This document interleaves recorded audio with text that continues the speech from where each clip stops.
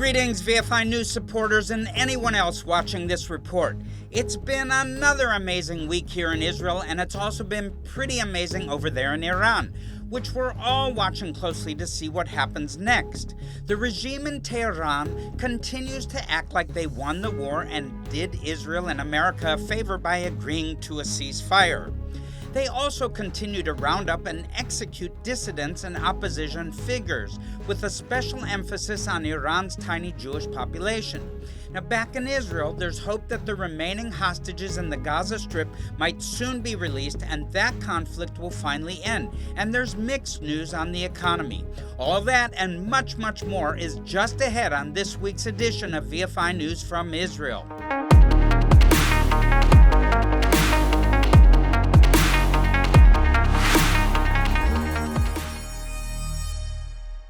We'll start this week's report where we left off at the end of last week's report, talking about the growing instability and chaos inside Iran, which is fueling hopes that the wicked, evil, tyrannical regime that rules that country with an iron fist will be removed.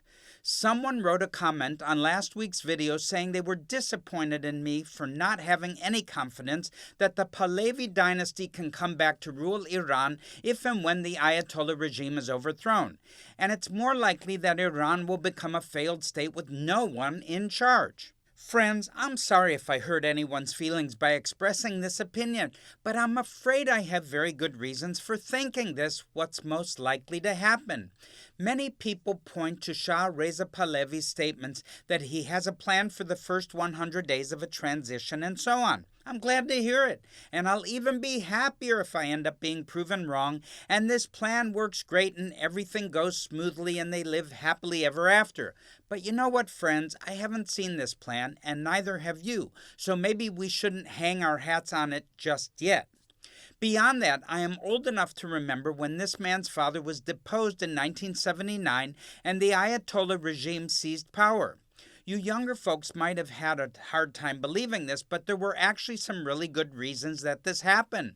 The Shah's regime was incompetent, corrupt, and for all intents and purposes a vassal of the United States. Many Iranians were unhappy with that state of affairs, and I don't blame them.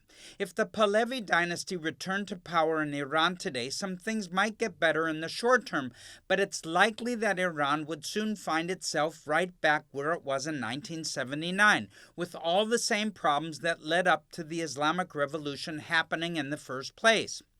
Obviously, it is a great tragedy that the people of Iran were so blind to the dangers of what the Ayatollah regime, which seized power in 1979, represented. The regime's control over the country was shaky at first, and maybe if Saddam Hussein had not invaded Iran a few months later and started a war that would last for most of the next 8 years, this regime would not have become entrenched. Maybe if a few other things had happened a bit differently, we wouldn't be where we are today. But sometimes in the life of a nation, as in the life of an individual, you get to a point where there simply aren't any good options. There are only bad options, and you have to pick the one you think will be the least painful. Iran is at such a point now, and the bad options they have before them are the continuation of this horrible regime and the removal of the regime. If the second option is taken, then the bad options at that point will include what I believe will be a short-lived and unsuccessful attempt to restore the Pahlavi regime. Another option, which is always an option even in the most stable and successful countries, which Iran most certainly is not, is that it could become a failed state. Iran has become a dysfunctional horror show in no small part because the regime has refused to face reality for years. They gaslight everyone, including themselves, to try and keep up appearances and avoid the painful consequences of facing the truth head on. But in the end, they just make things worse for themselves and for everyone else. There are many other countries in our world today and many individuals who are in the same bad situation for the same tragic reasons. As believers in Yeshua, who called himself the way, the truth, and the life, we must act differently. We must embrace the truth, live in it, walk in it, and not avoid it. That is the only way we can be salt and light in this dark and chaotic world. When people who are looking for hope see us holding up the light of the truth in a world filled with lies and deception, it will attract those desperate, frightened, and confused people to us and to the gospel message we have for them. It won't do us or anyone else any good to indulge in comforting fairy tales. Now, on that note, I must tell you that the regime in Tehran is not only indulging in fairy tales, it is angrily demanding that everyone else do the same. Supreme Leader Ayatollah Khamenei gave us all a spectacular example of the kind of gaslighting I'm talking about when he posted a video, the first sign of life from him in over a week.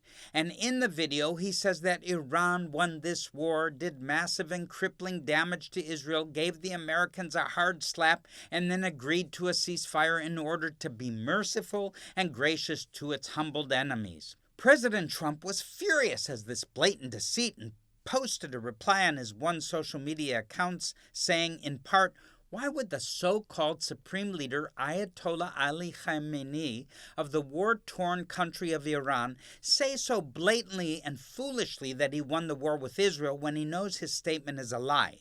It is not so. As a man of great faith, he is not supposed to lie. His country was decimated. His 3 evil nuclear sites were obliterated, if not destroyed entirely, and I knew exactly where he was sheltered and would not let Israel or the United States Armed Forces, by far the greatest and most powerful in the world, terminate his life. I saved him," meaning Khamenei, "from a very ugly and terrible death, and he does not have to say, 'Thank you, President Trump.'" The post went on for a bit longer in this vein, but you're probably seen the full text somewhere else, or you can find it online without too much trouble. All I can say is, welcome to the Middle East, President Trump. The honor and shame culture that exists here means that lying and deceit are time-honored tools of that many people, including heads of state, use to manage their affairs. In case anyone missed the point I was trying to make earlier, this is an absolutely catastrophic state of affairs in the Middle East, along with the rest of the world, needs to be rescued from it. There's only one thing that can rescue us, and I already mentioned what the solution is. Now, moving on, here's a few numbers that help explain why Supreme Leader Khamenei is wrong and maybe even delusional to say that Iran won this war and Israel and America lost it. The Israeli strikes on Iran, which began on the morning of June 13th, resulted in the elimination of at least 30 generals in the Iranian military and the IRGC. At least 13 or more senior nuclear scientists, hundreds of ballistic missile launchers and air defense systems, manufacturing infrastructure, and more. Almost all of Iran's remaining operational military aircraft were destroyed on the ground, while great damage was also done to the maintenance yards and repair facilities of the Iranian Air Force, ground forces, and their navy. Prestige items like air refueling tankers and radar stations were also destroyed. All of this is beyond dispute, but there is a great deal of confusion and disagreement over the extent of damage done to Iran's nuclear program. I will tell you candidly that I find the debates about this subject to be kind of silly, as everyone seems to be pushing a narrative that will serve their political interests rather than being interested in actual facts. You can tell some things from looking at a satellite photograph, but there's a lot of things you can't see from several miles up. It is way too early to make any firm judgments, and it is certainly way too early to make any plans for what the next steps might be or might not be. I've heard some analysis make the very sensible suggestion that until the IAEA, the International Atomic Energy Agency, can send inspectors into these facilities to take measurements and otherwise get a close look at them on the ground, we won't know for sure.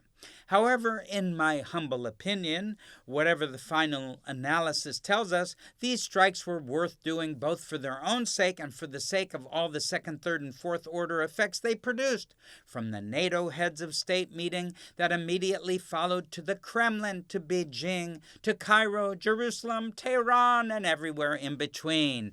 Well, folks, by the way, if you want to see a good show, see the third sets of episodes of Tehran on Apple TV. I just started seeing it and it's amazing. Now, of course, the Iranians also launched barrages of ballistic missiles and drones at Israel. In total, over 500 ballistic and hypersonic missiles and over 1,100 drones were fired in our direction during the 12-day war. Around 10% of the missiles penetrated the defense systems highlighted by the Arrow 3, and a handful of drones made it through as well. This resulted in painful damage and some casualties. At least 28 people are reported to have died as a direct result of missile impacts in Israel, while one person died of a heart attack while running to a shelter during an alert. Over 3,328 others, both Jews and Arabs alike, with a few dozen of those injuries being serious. Additionally, about 5.2 billion shekels in property damage was sustained, and around 10,000 or more Israelis were made homeless because of their house or apartment was either destroyed or rendered unsafe to live in. The Haifa oil refinery was hit, causing a disruption in its operations which lasted for almost a week, and years of valuable cancer-related research was lost when the Weizmann Institute of Science in Rehovot was hit by a missile. The war also hit a direct cost to the IDF of around $6 billion, adding to the nearly $50 billion the IDF has spent since this war started in Gaza and including also in Iran. As bad as all this was and is, it could have been much worse. One reason the casualties from this war were so low is that most Israelis have a protected space to go to when they hear the incoming missile alert. Vision for Israel is proud to have provided hundreds of such bomb safety shelters to communities all over the country, and we want to continue doing so because the future is uncertain and these shelters might be needed again. So thank you for your partnership in this project. Please watch this short video about this vitally important project.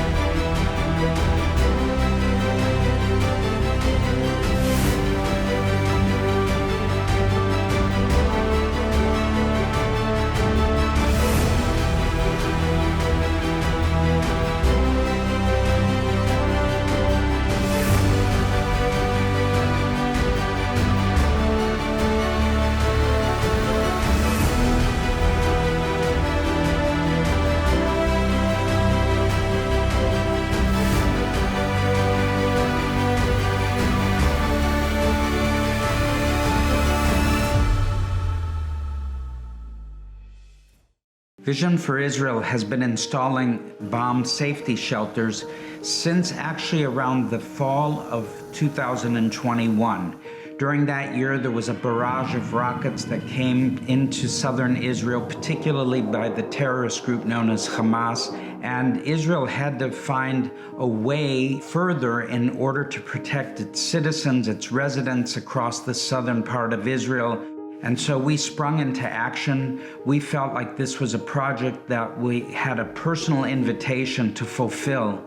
And it's important because when these projectiles, these missiles, these rockets, whatever that is that's thrown at Israel by its enemies, there is not only the potential for somebody being killed instantly, but also there's tremendous collateral damage and people that get wounded even from shrapnel.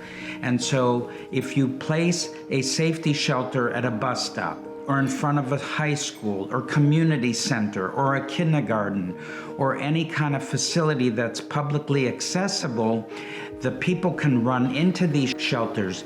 The children can run and find safety in them and be protected from a rocket that lands and shrapnel is scattered, which could be mortally wounding people. So it gives not only a physical protection of security, but also an emotional sense of security that You know, having a shelter that you can run to in the street, outside of a store, somewhere publicly accessible, not just in someone's home, but out in the open, gives a sense of security. And I always believe that it's important for us to refer to Scripture. And Psalm 91, the whole chapter talks about God providing us a shelter. And we have seen amazing deliverances from enemy rockets as a result. And now we've installed over 400 shelters across the southern and northern borders of Israel. And they weigh 30,000 kilos each, or that's 30 tons. And it's a lot of weight on rebar and concrete that's been specially mixed, and also with a special metal ramp that allows physically impaired people to be able to come up in a walker or a wheelchair on a moment's notice. In many of these areas, residents don't have any longer than between 5 seconds to maximum 45 seconds to get into a shelter to be protected. Welcome back, friends. Now, a moment ago, I told you about what Ayatollah Khamenei said that made President Trump so angry and exasperated. But I must also tell you that the attitude of the Supreme Leader is taking has been echoed by many other members of his regime. In response to President Trump calling Khamenei out on his blatant lies and deceit, Iranian Foreign Minister Abbas Araghchi issued a curt statement about saying that if President Trump wants to make a deal with the regime, he should set aside the disrespectful and unacceptable tone towards Iran's supreme leader and stop hurting his millions of heartfelt supporters. On Monday, he said in an interview with CBS News that in order for us to decide to re-engage in nuclear negotiations, we would have to first ensure that America will not revert to targeting us in a military attack during the negotiations. Now, friends, I'm going to take a page out of Yeshua's book and try to explain something here by telling you a parable. Imagine for a moment that someone has been caught in the act of doing something illegal, and the police tried several times to warn him to stop, but he ignored them, insisting that he had every right to do this illegal thing. There were even lawyers who came and tried to explain to the man that the laws don't allow him to do this thing and that he thinks the law allows him to do. But he didn't listen to them either. He claimed to be a better lawyer than them, with a better understanding than they have about what the law actually says, and kept it up. So finally, the illegal activity this man was engaging in became so bothersome to his neighbors that one of them started beating him over the head with a club to try and make him stop. And then the police came and popped this man in the leg. As they kept him covered and he lays there on the ground bleeding, he continues to defiantly insist that the law allowed him to do these things and that he wouldn't enter into negotiations or even discussions with anyone about it until the police stopped threatening to pop him again, and maybe this time not just in the leg. The man also declares, by the way, that it is the police who ought to be arrested, not him.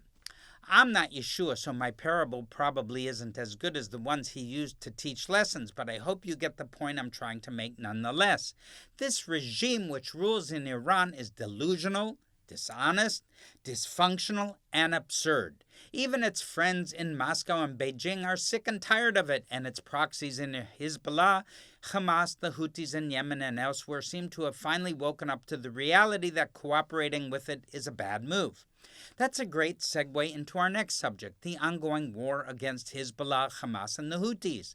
The short version of this story goes like this. Israel is continuing to closely monitor the efforts by Hezbollah to reconstitute their military power in southern Lebanon. They are constrained in doing this by the efforts of the internationally recognized government of Lebanon, as well as by the forces of the al-Jolani regime in neighboring Syria.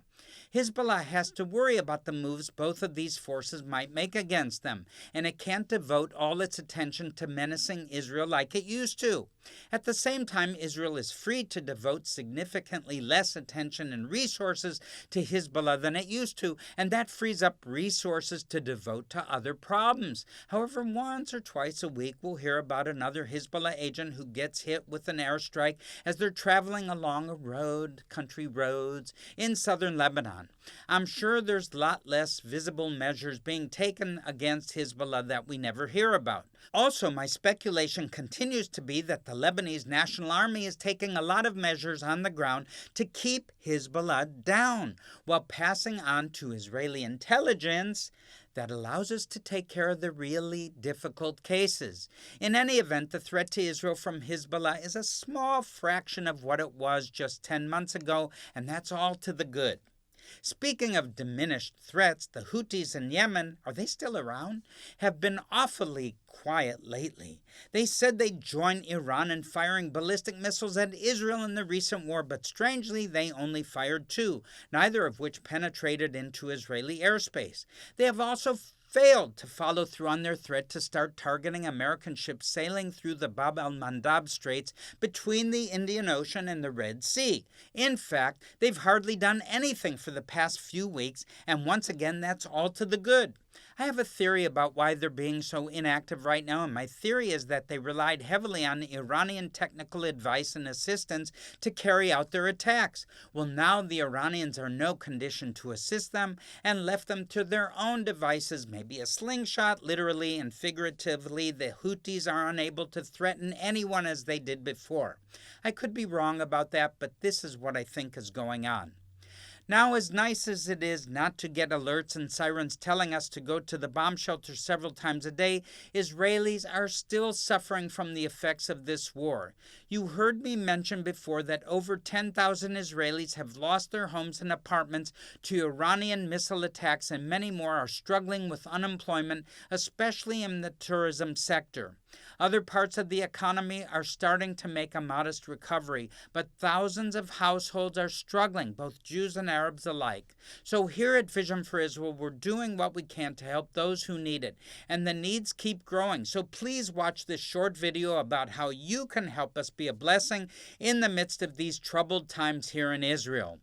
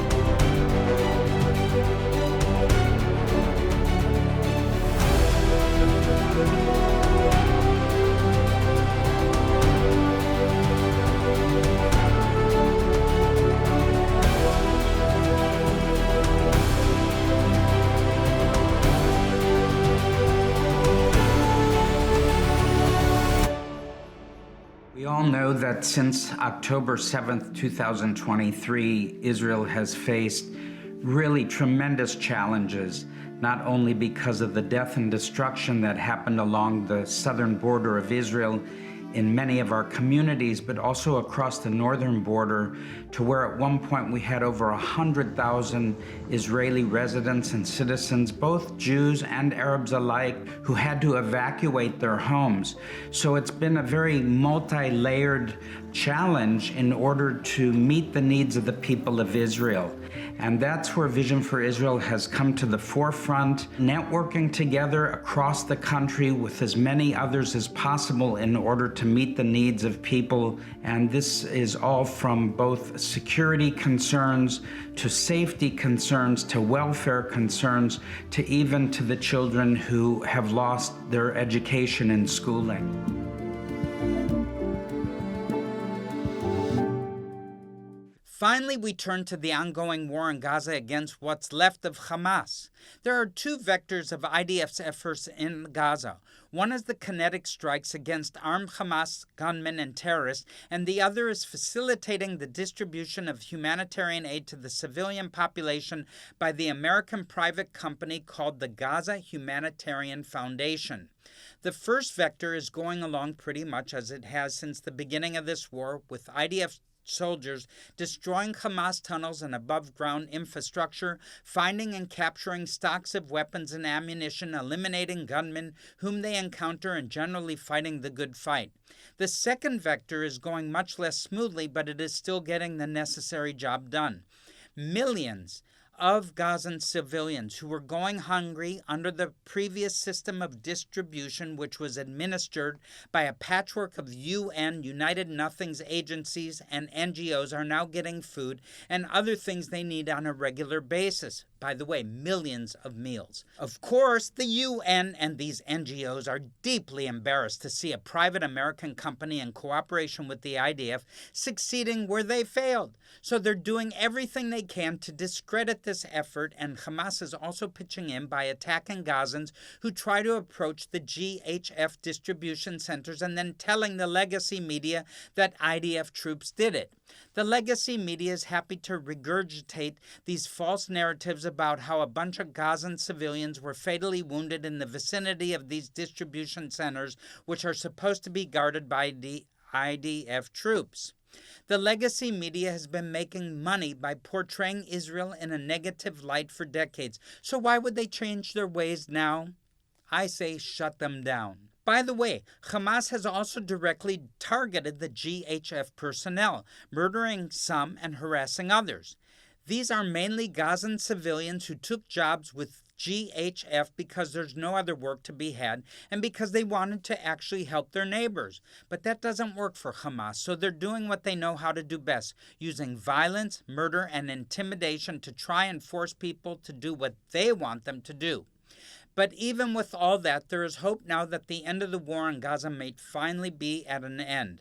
For the same reason the war against the Houthis in Yemen might be over. It's because after the strikes on Iran, both the Houthis and Hamas know there's no more help coming from the IRGC.